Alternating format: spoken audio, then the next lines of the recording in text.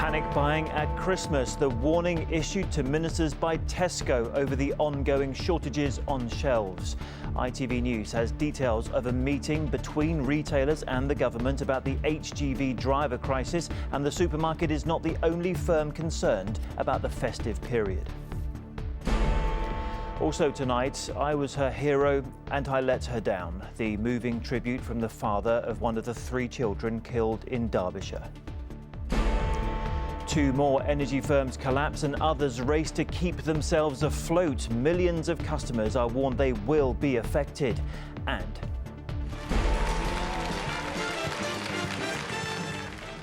out of step on Strictly, alarm over the professional dancers who haven't had the jab.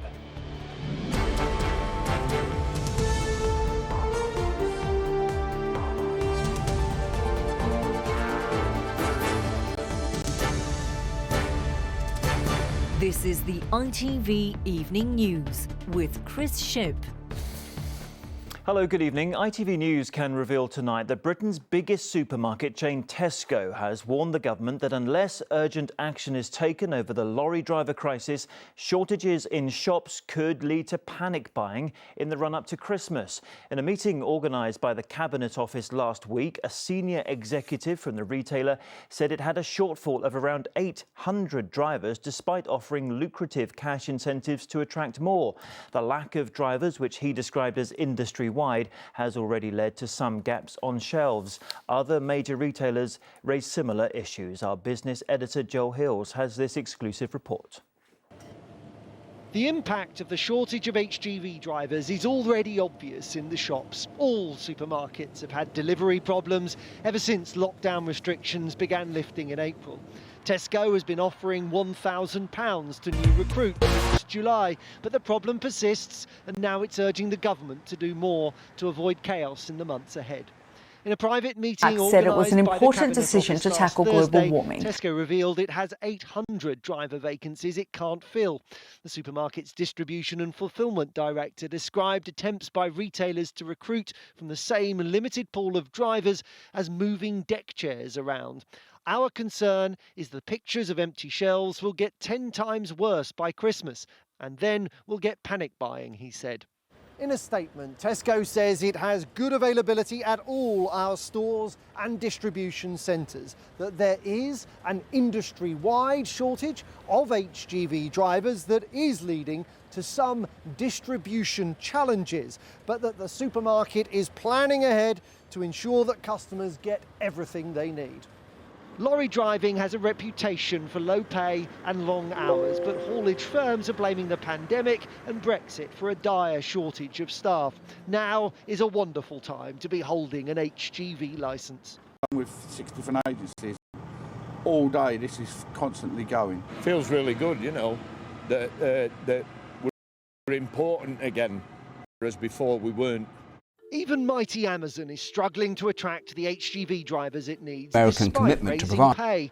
At the same Cabinet Office meeting, the online giant said the run-up to Christmas will be a real challenge. Tonight, Amazon told us it will be working hard to provide the best possible service for its customers. The government accepts there's a problem and has responded by funding more apprenticeships, accelerating training programmes and encouraging companies to improve pay. We're starting to see big increases in people passing their tests. There seems to be lots of demand, thanks to the higher salaries. And if we can get people through those tests, then that relieves the pressure on the system as well. And we're starting to see that on a week-by-week basis.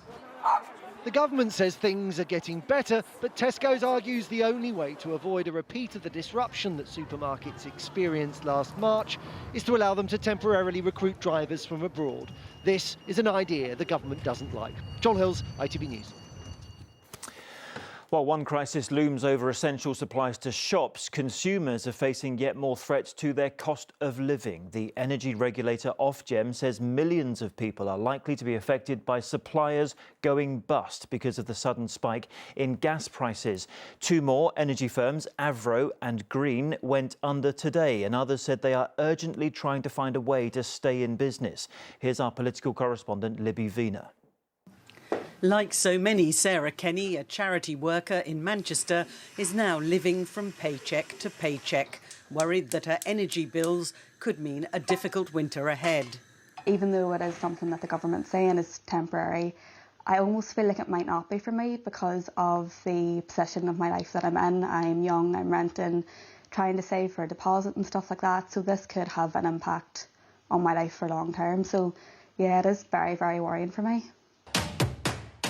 Green Energy is one of 2 more providers that ceased trading today because of the soaring cost of gas. The company had 255,000 customers, while Avro, which has also failed, had 580,000. Between them, they supplied 2.9% of the UK's domestic energy market. Earlier, the regulator Ofgem's boss warned MPs about the escalating crisis. We're planning for a range of scenarios, and we do expect a large number of customers to be affected. We've already seen hundreds of thousands of customers affected. That may well go well above that. The energy industry says the entire sector is in trouble. The real worry is that the sector is so fragile as a whole that players that might be expected to pick up customers are worried about doing so because of the costs of doing it. There's no cash down the back of the sofa anywhere for the retailers at the moment. Meanwhile, Labour says the government must think again about scrapping the universal credit uplift. Working people will have to choose whether to feed their kids or heat their homes. The choice for the Deputy Prime Minister is, will he make their lives easier or harder? The most disastrous thing for energy bills of hard-working people across this country would be to follow Labour's plan to nationalise the energy companies. But as more providers fail, the pressure is rising for ministers to stabilise the market. It's just 3 days since the Prime Minister said that this crisis was temporary. The failure of 2 more energy companies today suggests it's anything but. Perhaps most worrying for consumers is the suggestion from industry insiders that even well-run companies could fail. Libby in Westminster, thank you. The father Melbourne, of an Kiev 11-year-old and La girl Palma. killed alongside a mother and her 2 children at a house in Derbyshire has told ITV News of his shock and grief. Charlie Gent said his daughter Connie, who'd gone to the house for a sleepover, was his rock. A man appeared in court today charged with murdering her and the 3 others. Ben Chapman reports. She was quite simply the nicest girl you'd ever meet. The words of Connie Gent's father describing the daughter he's lost in the most unimaginable circumstances. Speaking to ITV News today, Charlie Gent said, "Connie was such a special and sweet little girl. She was my little sidekick. She was my rock, my shining star, my angel. I feel like I was her hero, and I let her down. She touched everyone she met. The hardest thing is I'm not going to get to hold her again." Connie had been on a sleepover at her best friend's house on Saturday night, where she was one of 4 people killed. Like everyone in this village, Charlie is struggling to come to terms with what happened here. But he contacted us because he wants people to know who Connie was, that she liked music, loved to sing, and was always talking about her best friend. Lacey Bennett and Connie had spent their last day together setting up a sweet stall for charity. The bodies of Lacey and her brother John were also found alongside that of their mother, Terry Harris. As the police investigation in the street continues, a man appeared in court today charged with their murders. 31-year-old Damien Bendel was remanded in custody. People here are still coming to leave flowers or simply pause to remember those who died. Among them, a little girl whose father says he will love and miss forever. Ben Chapman, ITV News, Kilmarsh. The family of a primary school teacher killed as she walked through a park in southeast London said today they are devastated by her death. Police believe Sabina Nessa, who was 28, was attacked near her home on Friday evening. Her body was not found until the next day. A man in his 40s was arrested on suspicion of murder but later released pending further investigation. She is truly the most kind, caring person out there. She's the sweetest person, sweetest girl. Like, I don't understand how someone can do this. I really don't. It's it's a big loss to our family, unfortunately. In a move unprecedented in the UK's criminal justice system, Scotland's chief law officer has said that people caught with Class A drugs for personal use could receive only a formal police warning rather than prosecution. The Lord Advocate said today it was not a journey towards decriminalisation, but instead a proportionate response to Scotland's drug crisis. Peter Smith, Scotland correspondent, joined us now. Peter, most people would agree this is quite a significant move. What happened today? Well, drug deaths are Scotland's shame, Chris, the worst record in Europe. And ITV News has been investigating this for the last 5 years, looking at the grim reality. Why are so many people dying? Just last week, we were in Scotland's biggest prison, Berlin. We were investigating the link between addiction and imprisonment. And what we found is that the majority of inmates are inside incarcerated on crimes related to addiction. And so today, pertinent to that, Scotland's Lord Advocate, the chief law officer in the Scottish Government, has announced that people in Scotland caught in possession of small amounts for personal use of Class A drugs, that's heroin and cocaine, police will be given the discretion to simply issue them with written warnings. I have decided that an extension of the recorded police warning guidelines to include possession of offences for Class A drugs is appropriate. Police officers may therefore choose to issue a recorded police warning for simple possession offences for all classes of drugs. The Scottish Government keen to stress that this is not decriminalisation, but certainly taking away the prosecution aspect. You will not automatically be prosecuted because they're saying we cannot prosecute people out of addiction. But what we also know from the evidence is that if this is not backed up with access to addiction services, we might be protecting people from prosecution, but we will not be protecting them from drug deaths. Peter in Glasgow, thank you very much.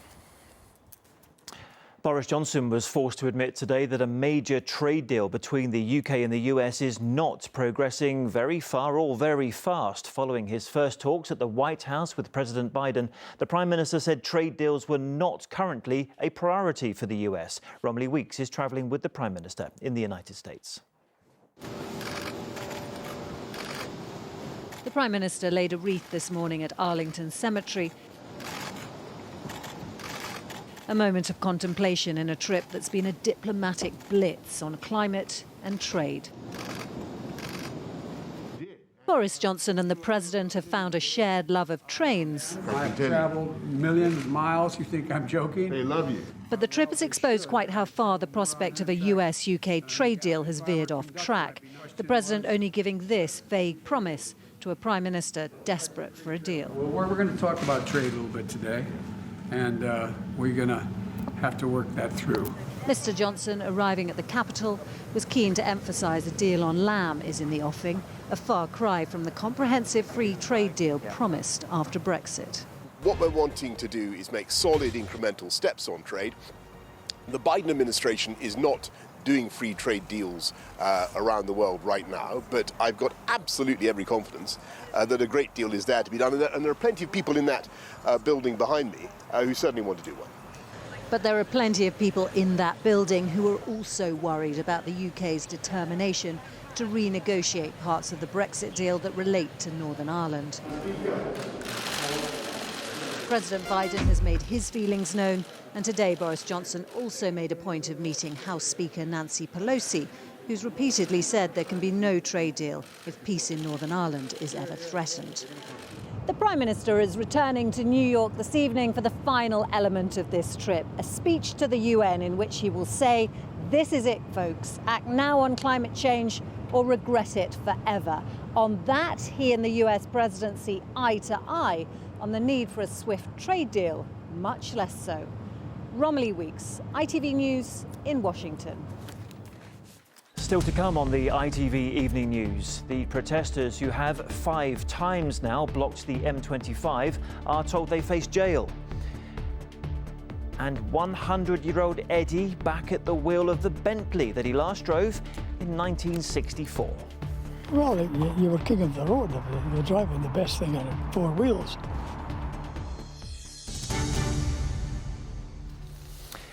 But first, huge numbers of people have been hit by underpayments to their state pensions, totalling over £1 billion. According to the National Audit Office, 134,000 pensioners have been affected, most of them women. Some of the errors date back as far as 1985, and the average payout could be £9,000. More from our consumer editor, Chris Choi. Irene Wise was let down by the very system designed to help. Her state pension went underpaid for 8 years, totalling more than £7,000. I phoned the DWP twice, and twice I was told that I was getting the right amount. It wasn't even checked, I was just fobbed off, really. It's now estimated that 134,000 pensioners were underpaid dating back as far as 1985, and that 94,000 affected pensioners are still alive, mostly women. The average underpayment is almost £9,000, with the highest well over 100,000. The tragedy is people who've possibly died or maybe are so old that actually they have dementia and don't even understand what's happened to them. The Department of Work and Pensions didn't spot the errors. It was largely down to this man to finally uncover them. What officials have told me today is that anyone affected by all this will be traced and paid out. But can we really trust them? So the best thing to do is check your own state pension. That could be a married woman on less than about £82 a week should get it checked, a widow whose pension wasn't checked when her husband died, or anyone over 80 who's never claimed. All these people should be getting in touch and getting their pensions checked. These state pension systems of 40 years ago steadily computerised, but human and technical mistakes led to payment shortfalls en masse. They went undetected even by official watchdogs. You're meant to check on the DWP. Why didn't you spot these errors years ago? These are actually quite small in terms of the overall number of people on state pensions. So you've got 10 million people claiming this sort of thing, and you've got 100,000 of them here. It campaigns to boost our pension knowledge, but the DWP was making its own mistakes for years. Now it says it's committed to putting things right for those who've been underpaid, but for thousands of others, it's already too late. Chris Choi, ITV News. Environmental activists say they will go on blocking the M25 despite a new threat of jail. A High Court injunction came into force today, barring the Insulate Britain group from trespassing on London's orbital motorway. Martha Fairley is outside the High Court, where some activists have been demonstrating today against this new legal action. So, Martha, will it stop the row? Well, Insulate Britain activists say no, it won't. This interim injunction granted today follows days of disruption by activists occupying the M25 motorway and the junctions leading to the M1, the M3 and M11 motorways. The injunction means that they could now face jail or unlimited fines if they go back to the M25.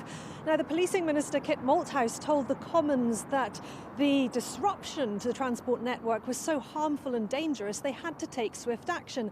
And he also said the government would not be held to ransom by what he described as selfish actions.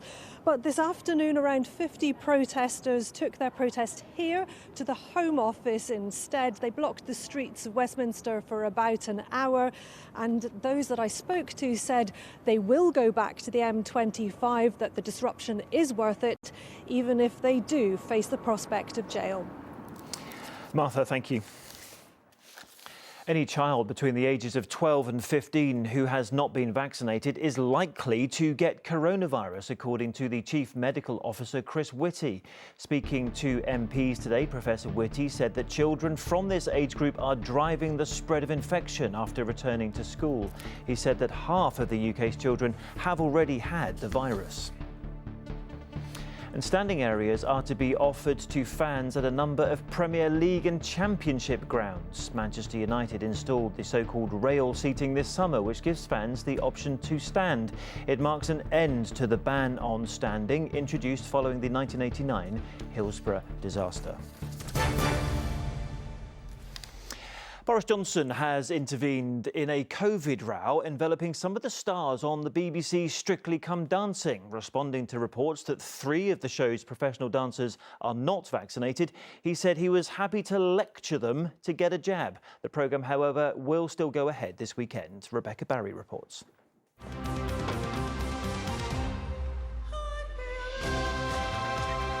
On Saturday night, the professionals were on point, despite rumours some aren't too keen on needles, with claims some dancers aren't jabbed, apparently causing tension in the Strictly camp.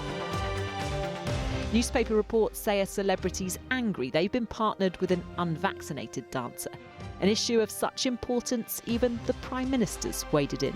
I strongly believe that people should get vaccinated. I don't want to bully people or to lecture them, but it's. Well, I don't mind lecturing them. I'll lecture them. I think it's a great thing to do for yourself, for your family, for your community. I think people should get a jab. A Strictly spokesperson said, "We do not comment on speculation of somebody's COVID vaccination status. Strictly Come Dancing production has and will continue to follow strict government guidelines to ensure the safety of all on the show."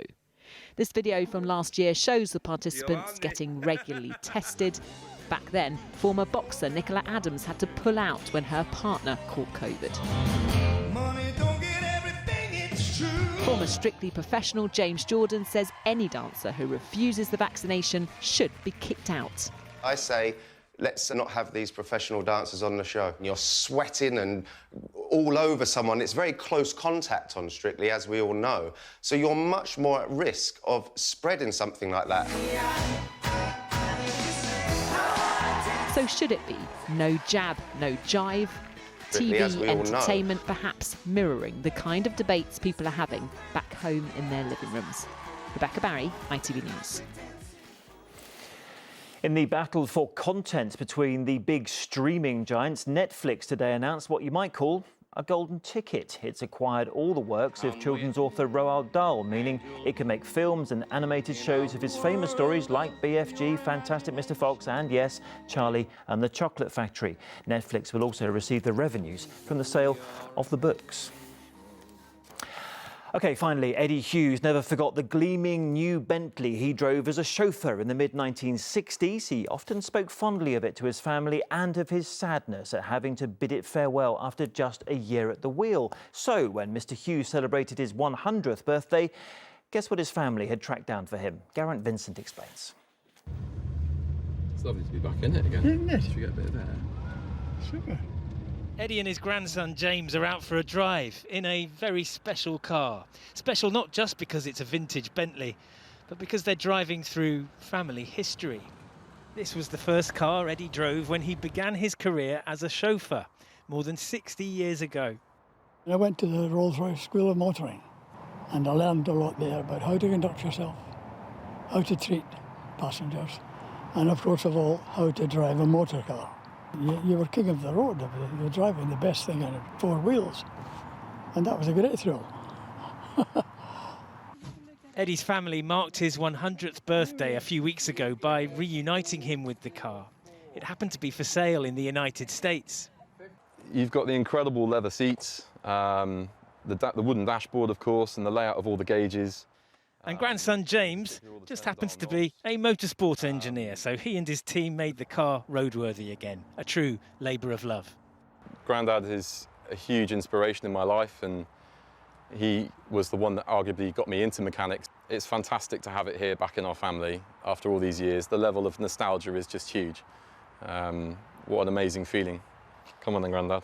Eddie's licence gets handed in this year, so it's James that's the chauffeur now, back and forth to the golf club. All clear, James. Thanks, Grandad. Very carefully driven, of course. Standards, after all, are standards. Geraint Vincent, ITV News. That's it. Tom is behind the wheel in here at 10 from me and the team. Bye-bye.